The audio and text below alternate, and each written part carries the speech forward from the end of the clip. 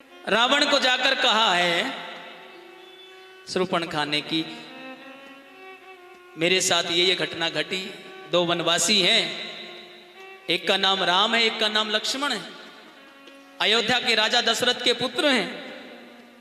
तो रावण ने कहा तुम इतनी दूर चलकर आई हो, तुम्हारे भाई खर और दूषण वहीं तो थे, उनको बोलती।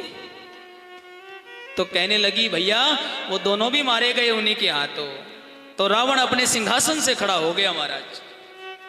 उनको याद आया ब्रह्मा जी का वो आकाशवाणी कि जब तपस्या की रावण ने तो पूछा था कि मेरा उद्धार कैसे होगा।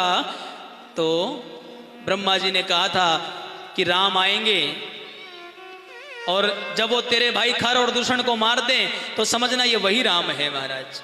बोलो जय श्री राम। और रावण समझ गया कि ये वही राम है, रावण समझ गया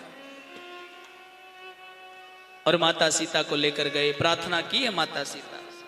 रावण में इतनी क्षमता नहीं थी कि सीता को उठाकर ले जाए महाराज। रावण ब्राह्मण था, ज्ञानी था, तपस्वी था, 4 वेदों का ज्ञाता था, चारों वेद कंठस्थ थे महाराज, 6 शास्त्र कंठस्थ थे रावण को। उसे यह भी पता था नीति क्या है, अनीति क्या है, धर्म क्या है, अधर्म क्या है, उसे सब पता था, लेकिन अपना उद्धार कराना था। माता सीता से प्रार्थना करता है रावण की मां आप मेरे साथ लंका चलो। ध्यान से सुनना इस बात को, आप मेरे साथ लंका चलो, मेरा उद्धार हो जाएगा। तो माता सीता ने कहा कि रावण मैं तेरे साथ लंका चलूंगी, लेकिन मैं अपने पति के साथ वन में आई हूं, वनवास काटना है 14 वर्ष का, किसी राज्य में प्रवेश नहीं करूंगी, राज्य में प्रवेश नहीं करूंगी। अगर मुझे लेकर जाएगा तो मैं तेरे राज्य में नहीं जाऊंगी, तेरे महल में नहीं रहूंगी।